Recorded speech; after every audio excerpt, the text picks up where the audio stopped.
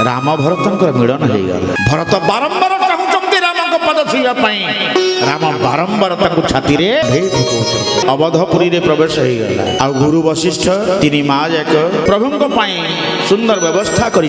गुरु वशिष्ठ पचारि कहलु बाप ये भयंकर राक्षस मान को 14 वर्ष भितर तू जो राक्षस मान को उद्धार करिछु से बड़ पराक्रम तापस बेसरे पाइलु कोठू ते शक्ति आसिला कोठू। भगवान राम उदात कंठरे समग्र विश्व को रामचरित मानस राम की कहानी भगवान राम सुचई देले। सुना सुना विश्ववासी भयंकर पापात्मा राक्षस पाप प्रवृत्ति एवं दुख जंत्रणा को नाश करिवार गोटिए अस्त्र मो पाखरे थिला। जो मानक उपरे बाप माँ गुरुंकर आशीर्वाद रही से माने राक्षस मान को विनाश कर देबे। धनुषर मोर काम करी नहीं।